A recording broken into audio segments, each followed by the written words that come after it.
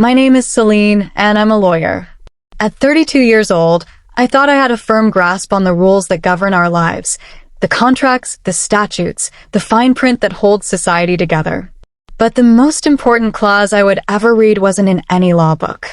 It was hidden in the last will and testament of my grandmother, Alara, a woman who taught me that the truest stories are always written on the heart. The inheritance she left me wasn't just our family's beloved bookstore. It was a choice, a test, and ultimately a liberation. My family, blinded by greed, thought the story was over the day my grandmother passed. They saw a final chapter, a quick sale, and a tidy profit. They never imagined she had written an epilogue, just for me, one that would give me the power to tear out their pages and start a new volume entirely. They were about to learn that you should never, ever underestimate a woman who was raised by a storyteller and trained by the law. Before I reveal how a secret, handwritten note turned my family's final greedy meeting into my own personal victory, I want to welcome you to my story. Please let me know where in the world you're watching from in the comments below. It means so much to know we're all here together. And if you've ever felt like your family saw your passion as a liability instead of a strength, hit that like button. It helps to know you're not alone. For all the new viewers, make sure you subscribe, because this is a community for people who understand that sometimes you have to become the sole executor of your own happiness. The Storykeeper's Haven wasn't just a building. It was the repository of my entire childhood. To an outsider, it was a quaint, perhaps slightly cluttered, bookstore on a quiet side street, its green awning faded by decades of sun, and its display window always showcasing a lovingly arranged, if not commercially savvy, collection of books. But to me, it was a living, breathing entity. It had a scent all its own, a complex perfume of aging paper, binder's glue, the faint, sweet aroma of the lemon tea my grandmother drank religiously, and the dust motes that danced like tiny fairies in the afternoon sunbeams slanting through the tall, wavy glass of the front windows. The wooden floors didn't just creak, they sighed and groaned, each board telling a story of the thousands of patrons who had walked its aisles. It was a place where time seemed to slow, where the frantic pace of the outside world was muffled by shelves packed so tightly with books they seemed to absorb the sound. My grandmother, Alara, was the heart of the place, and I was, from a very young age, her devoted apprentice. I have a memory, so vivid it feels like I could step back into it, of being 7 years old. I was perched on a tall stool behind the massive oak counter, a serious expression on my face as I meticulously applied a thin line of glue to the torn spine of a copy of The Velveteen Rabbit. My grandmother stood beside me, her hands, smelling of paper and lavender soap, gently guiding my own. "Gently, my little songbird," she would murmur, her voice as soft as the worn pages of the book. A book's spine is like a person's back. It holds everything together. It needs to be strong, but flexible. My older sister, Amelia, who was 12 at the time, was draped dramatically over a velvet armchair near the front, sighing with the profound boredom only a preteen can muster. She wasn't looking at a phone. This was before such things were ubiquitous. But at a glossy teen magazine she'd brought with her, its pages a stark, chemical-smelling contrast to the organic world of the store. "Can we go soon?" she'd whine, her voice cutting through the peaceful quiet. "It smells like old people in here. And it's so boring." My cousins Mark and David, who were 9 and 10, were using the history aisle as a racetrack, their thudding footsteps a jarring percussion against the store's gentle rhythm. A moment later, there was a sickening crash as a stack of biographies tumbled to the floor. My aunt, their mother, would give them a token scolding, a weary boys, be careful, before turning back to her conversation. If I had so much as misplaced a bookmark, I would have received a stern, quiet lecture from my own mother about responsibility. But for them, carelessness was just an expected part of their nature. Even then, I understood the unspoken family hierarchy. Amelia was the pretty, social one. Mark and David were the boisterous, ambitious boys. I was Celine, the quiet, serious, bookish one, the reliable one, the one who was, in a way, as much a fixture of the store as the dusty grandfather clock in the corner. This dynamic only became more entrenched as we grew older. When I was 16, I spent an entire summer creating a detailed plan to modernize the store's inventory system and start a weekly book club for teenagers. I drew up a budget, created a marketing flyer, and even surveyed my friends to see what books they'd want to read. I presented it to my grandmother one quiet Tuesday afternoon, my heart thumping with a mixture of pride and nervousness. She studied my proposal, her eyes, magnified by her reading glasses, scanning every line. A slow, genuine smile spread across her face. "Celine, this is wonderful," she said, tapping my flyer. "This is exactly the kind of life a bookstore needs. New ideas, new readers, new stories." Her approval was like sunshine. But that evening, at a family dinner, Amelia, home from her first year of college, got wind of my plan and scoffed. "A book club? Seriously," she said, rolling her eyes as she speared a piece of chicken. "Celine, why do you waste your time on this place? It's a relic. It's not cool. You should be focused on getting into a good law school so you can make some real money, not playing shopkeeper." Mark and David, who are now obsessed with their first cars and their part-time jobs at a golf course, just snickered. "Yeah, Celine," Mark chimed in. "Leave the business stuff to us. We actually know how to make a profit." My own parents offered a tepid defense. "It's a nice hobby, dear," my mother said, which felt less like support and more like a dismissal. The message was clear. My passion was a hobby. Their ambition was business. It was the first time I felt the sharp sting of their condescension, the implication that my love for the bookstore was something childish I needed to outgrow.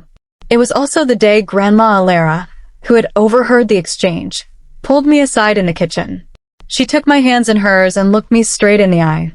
"Some people see value only in what a thing can be sold for, Celine," she said, her voice firm. "Others see the value in what it holds.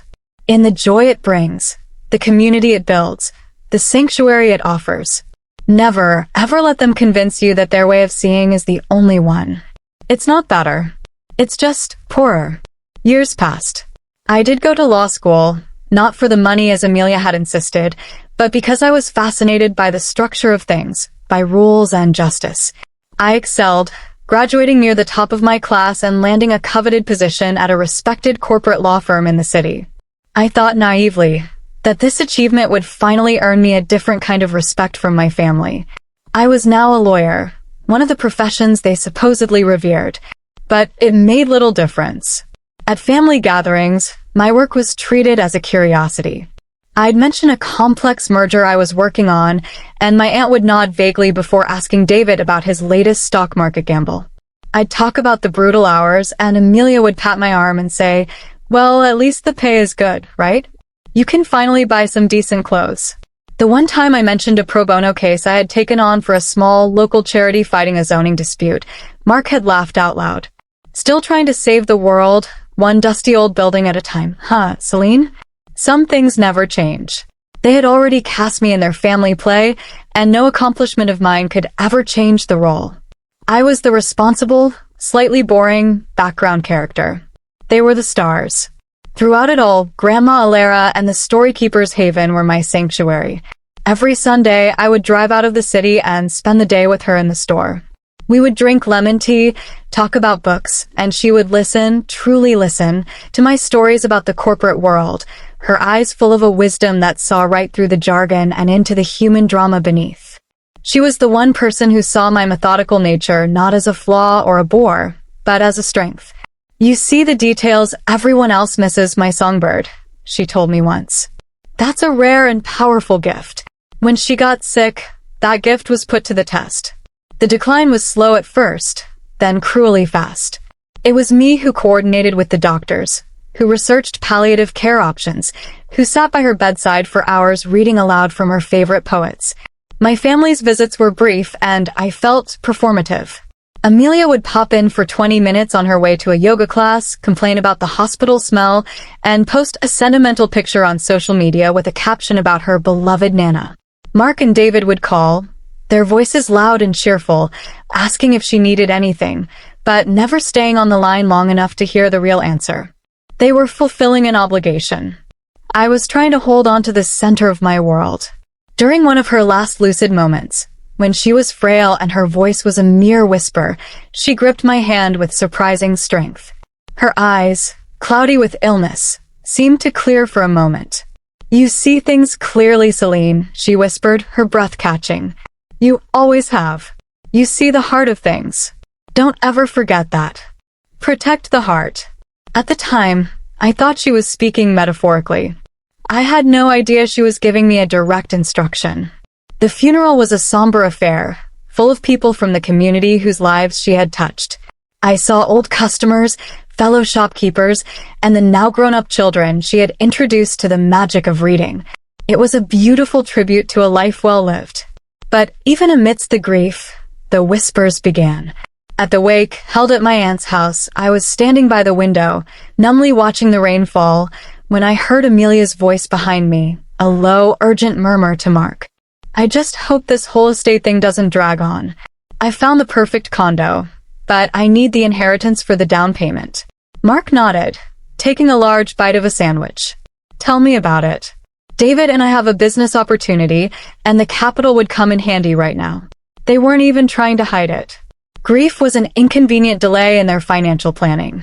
A few minutes later, Amelia approached me, dabbing at her dry eyes with a tissue for show. She put her arm around my shoulders. Celine, you were so wonderful with her at the end. We're all so grateful. Then her voice dropped. When the will is read, I'm sure it's all straightforward. We should probably talk about getting the store on the market as soon as possible. No point in letting it just sit there. I felt a cold knot form in my stomach. My grandmother had been gone for less than 48 hours, and they were already circling like vultures. The battle for her legacy had begun, and I was standing on the battlefield alone. The day the will was formally read in the office of my grandmother's solicitor, Mr. Albright, the atmosphere was thick with feigned solemnity and barely concealed anticipation. The will itself was straightforward, just as Amelia had predicted. The modest cash savings, her personal effects, all were to be divided equally among the 4 grandchildren, Amelia, Mark, David, and me. But then Mr. Albright came to the final, most significant asset, the storykeeper's haven. The will stated that the property and the business were also to be shared equally among us. And then came the line that changed everything. As executor of my estate, Mr. Albright read, his voice dry and professional, I name my granddaughter Celine Dubois. A flicker of something, annoyance? Surprise, crossed Amelia's face, but she quickly masked it with a smile. Oh, of course, she said, her tone a little too bright. That makes perfect sense. A lawyer in the family. This will be so much faster. You can handle all the boring paperwork, Celine, and we can get this all settled quickly. Mark and David nodded in agreement, relieved that the administrative burden wouldn't fall on them. They saw my role not as one of trust and responsibility, but of secretarial convenience. They had no idea that my grandmother hadn't just handed me a task. She had handed me a shield. The pressure campaign started subtly, a slow drip of poison that quickly escalated into a torrent. The first week, it was just a few casual text messages from Amelia. Hey, just checking in. Any idea on a timeline for the store? No rush. XO. The feigned casualness was almost more insulting than outright demand. By the second week, the tone had shifted. I received a group email from Mark, with David and Amelia copied. The subject line was maximizing estate value. Celine, it began all business. David and I have been proactive and spoken to a top commercial realtor, a guy who really knows the market. He says the property is in a prime redevelopment zone, and we could get a fantastic offer if we move now. He's ready to list it as soon as you give the word. Let's not let a valuable asset sit idle and depreciate. I replied politely, explaining that as executor, I had a fiduciary duty to follow a process. I had to have the business and property professionally appraised, settle all of the estate's outstanding debts with suppliers and utilities, and file the appropriate tax forms before any sale could even be considered. This was not just my preference. It was the law. My factual, legally sound explanation was met with open impatience. David called me the next day, his voice dripping with the condescending tone he always used when he thought he was explaining something simple to me. Look, Celine, he said, I get it. You're a lawyer. You like your little rules and your boxes to tick. But this is the real world. This is business. We have a cash buyer who's interested in the whole block. They don't care about appraisals or inventory. They want the land. It's a golden ticket. Don't let your sentimentality get in the way of a huge payday for all of us. The word sentimentality was wielded like a weapon, meant to frame my diligence as an emotional weakness. Every conversation followed the same script.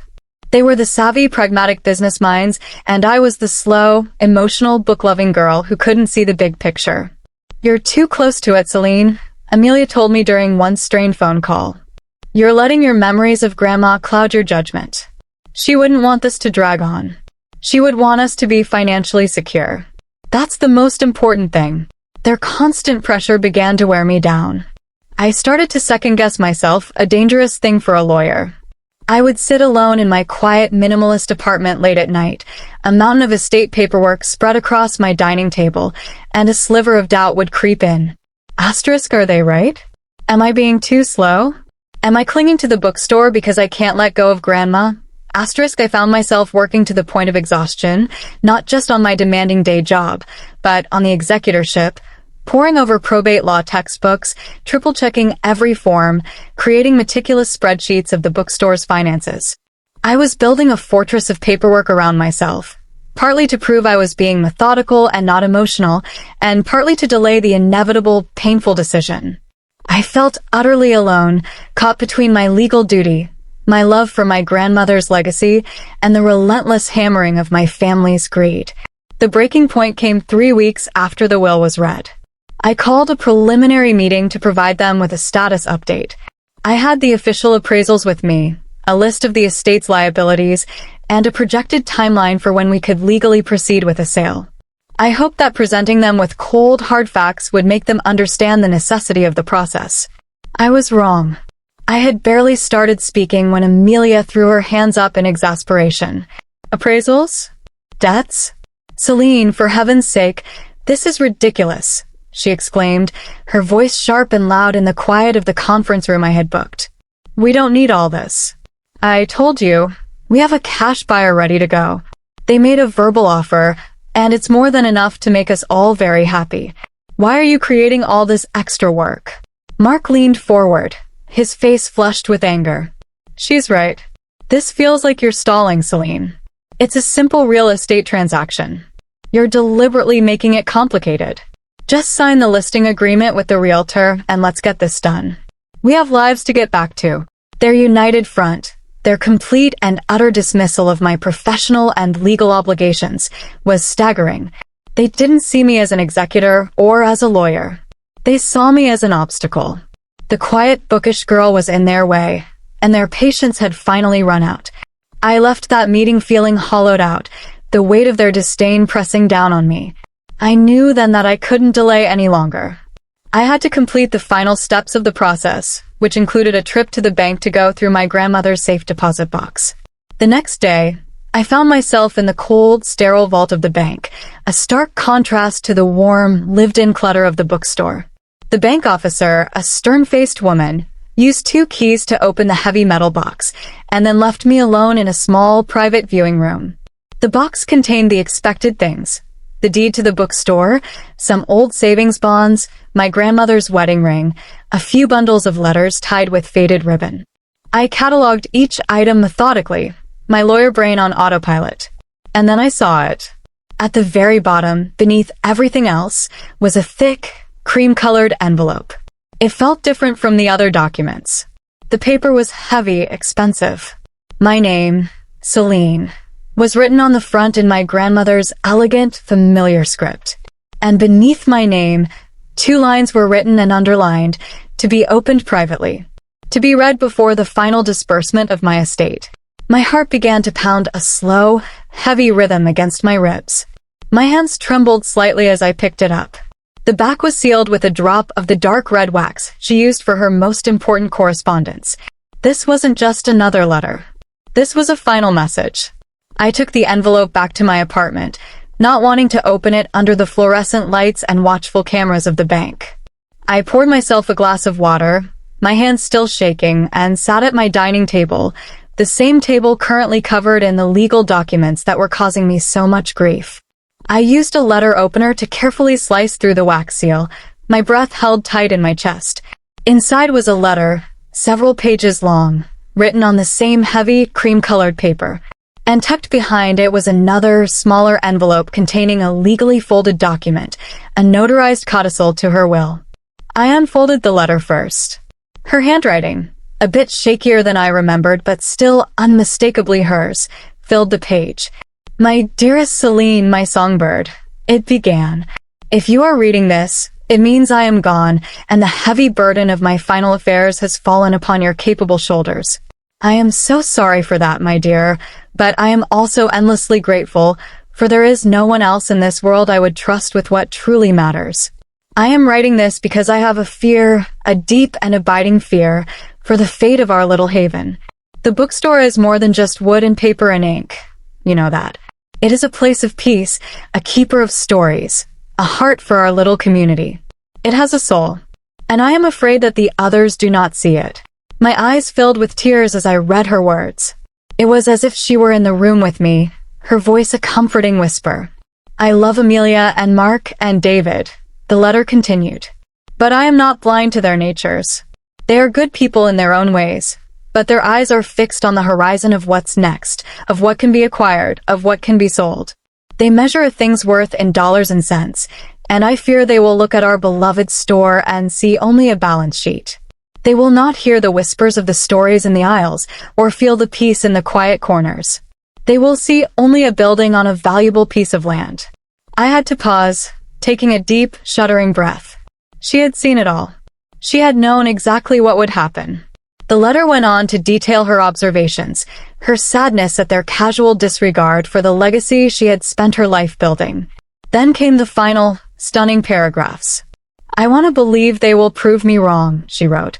"I hope with all my heart that when the time comes, they will show respect for what I have built. But hope is not a plan, my Celine. And you have always been my plan. That is why I have given you, as executor, full discretionary power over the disposition of the bookstore in my will. It is a tool, and this letter is your guide on how to use it.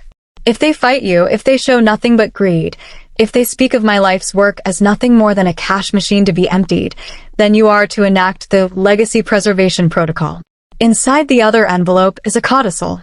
It states that upon your sole judgment as executor that my other heirs have demonstrated a blatant and prioritizing greed over my legacy, their inheritance as it pertains to the bookstore is rendered null and void. In that event, my dear, I give you not just the authority, but my most fervent wish that you take over the storykeeper's haven yourself. It is not a prize to be won, Celine.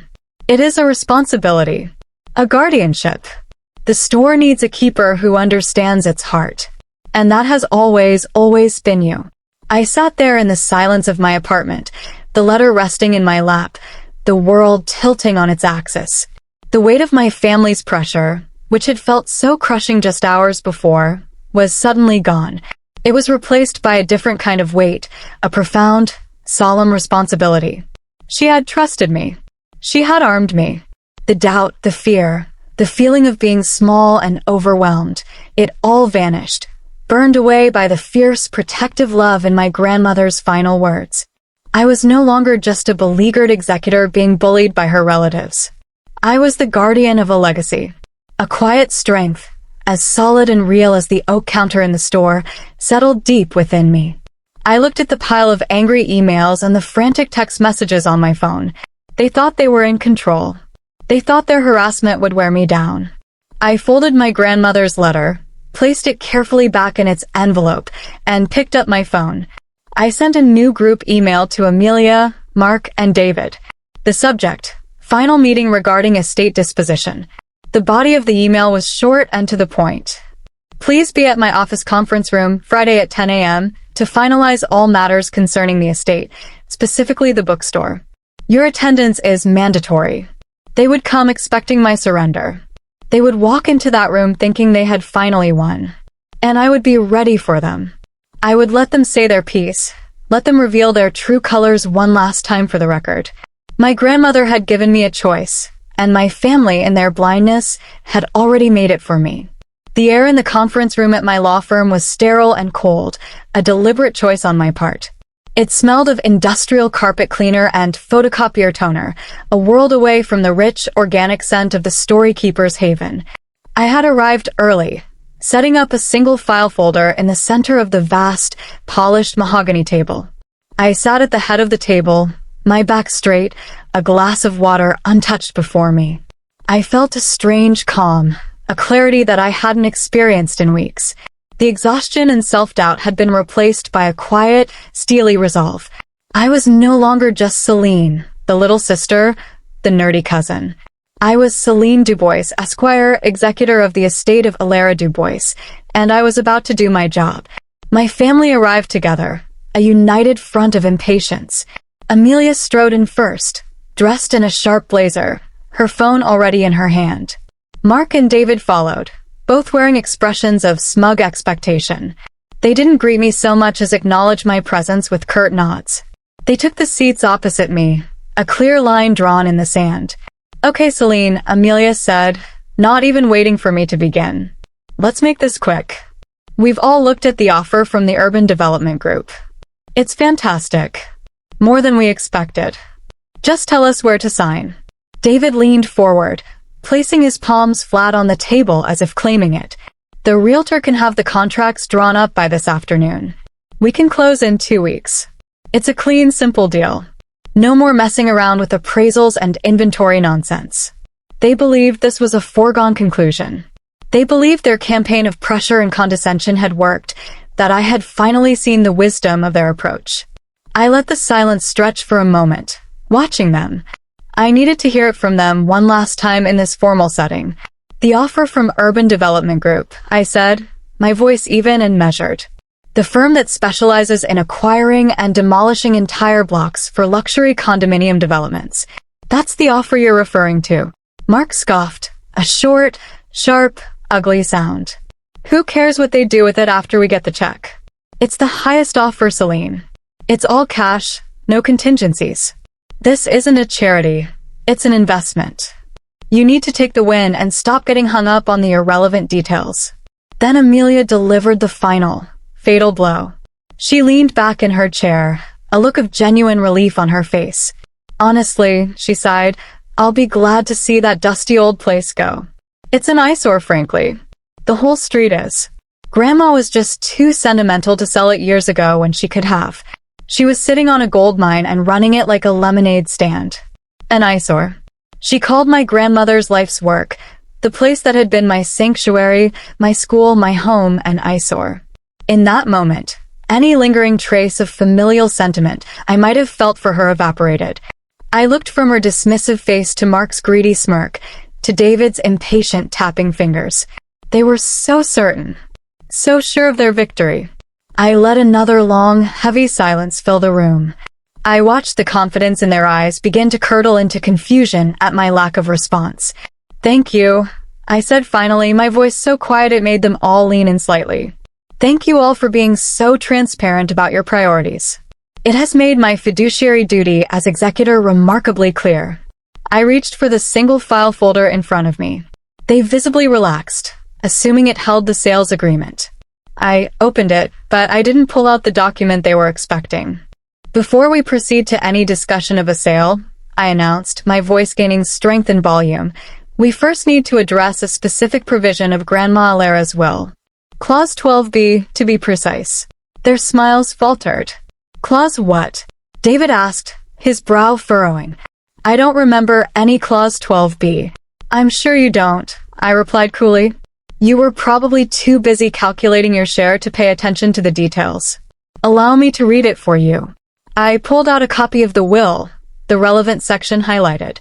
"Regarding the final disposition of my business and property, the Storykeeper's Haven, I grant my named executor, Celine Dubois, full and sole discretionary power to determine the method of sale or transfer, guided by her judgment, and by the principles outlined in my personal letters, in order to ensure the preservation of its legacy and community spirit." The room was silent. The smugness was gone, replaced by a wary tension. "What does that even mean?" Amelia demanded. "Discretionary power? What personal letters?" "I'm so glad you asked," I said, my gaze sweeping over their stunned faces. I reached back into the folder and pulled out the thick, cream-colored envelope, its red wax seal broken. "It means that my grandmother anticipated this very situation. She anticipated that her legacy might be valued only for its liquidation price. So she left instructions. She left this. I held up the letter. A letter, addressed to me as executor, to be opened before any final action was taken. I didn't need to read the whole thing. I had memorized the key passages. I looked directly at Amelia. She writes, I fear they will look at our beloved store and see only a balance sheet. I shifted my gaze to Mark and David. I fear they will not hear the whispers of the stories in the aisles, but only the rustle of banknotes. Their faces were pale, their eyes wide with disbelief. This is insane, Mark stammered, finding his voice. A secret letter? That's not legal. You can't just change the will with a letter. Oh, it's perfectly legal, I countered, my lawyer self taking complete control now. It's not changing the will, it's informing the will. It's the personal letter that Clause 12b explicitly refers to. But she didn't just leave a letter. I slid the final document out of the folder and laid it flat on the table, turning it so they could see the notary's seal. She also left this. A notarized codicil. The Legacy Preservation Protocol, she called it. The confusion on their faces was slowly being replaced by dawning horror.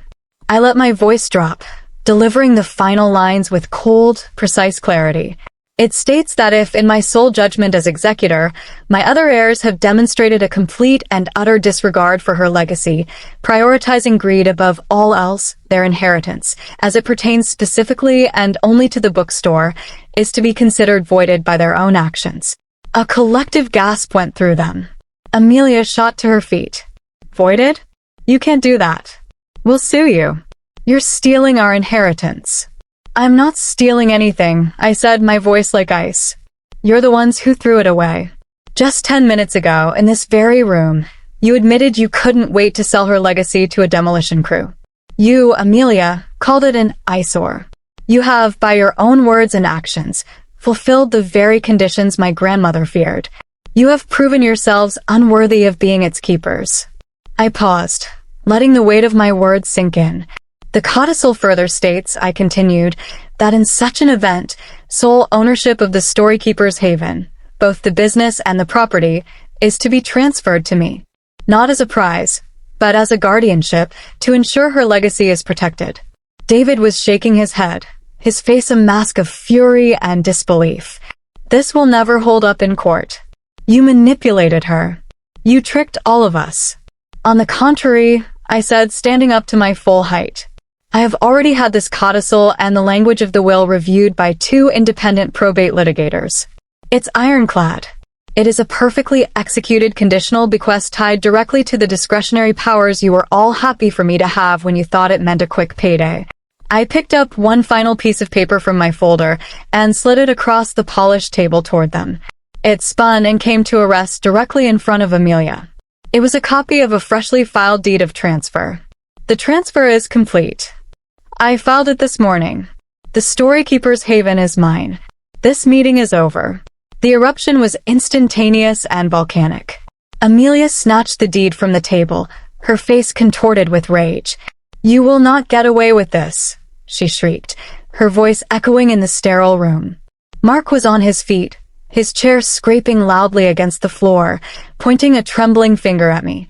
You are a thief, a manipulative, backstabbing thief. We will see you in court. We will ruin you.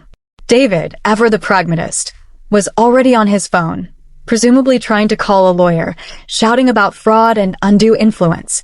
They stormed out of the conference room as a group, a whirlwind of impotent fury and hurled threats, leaving a vibrating, toxic silence in their wake.